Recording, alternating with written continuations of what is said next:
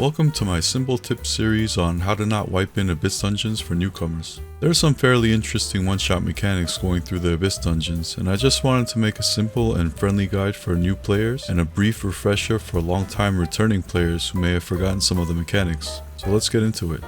The second Abyss dungeon of Vern is Necromancer's Origin. The first boss here is the most interesting, named Reanimated Garum or Garum. He does some cone-shaped AoEs and a giant circular one, but aside from that, he does have a wipe mechanic. So every time he explodes in his red cloudy aura, he gives everyone a debuff and a yellow orb to cleanse it appears on the ground. If anyone gets 5 stacks of the debuff, it's a wipe. To counter this in an orderly fashion, we go by the party number we're assigned to determine the order in which we grab the yellow orb to cleanse our debuff. So party member 1 goes first, member 2 goes second, and so on. I would suggest to keep a close eye on Garum or Garum for when he explodes, and I'll play it for you many times so that you can see the actual aura and become used to looking out for it, because someone missing an orb and the order getting messed up can really cause a kink in your cleansing and cause a wipe. Other than that, you beat him like he's getting jumped into a gang of pirates. Second boss is Sigmund the Immortal. Too bad he's gonna die.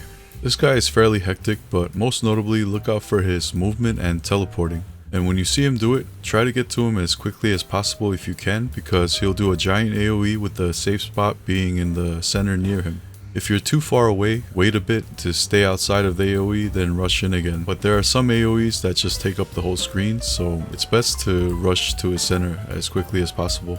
His constant moving and AoE make him annoying, but aside from that, it's a tank and spank with the occasional ground AoEs. There is a break phase where you need to deplete his impairment bar, so if your class doesn't have much, bring a whirlwind bomb. The most notable mechanic for this guy is that when he dies, he either explodes in a nova of white or red, and both white and red orbs appear in cardinal directions. Each player needs to assign to north, south, east, or west and cap the corresponding color orb.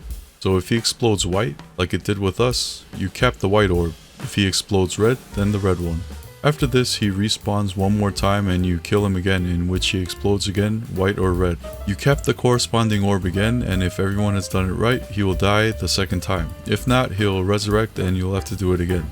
Now onto the full video where it's 3 Gunlancers and a blade. Sounds dirty, but I don't know why. Here you can see some of the boss's other mechanics, which aren't that impactful, but still good to get a look at in advance. Let's get into some ceiling smashing.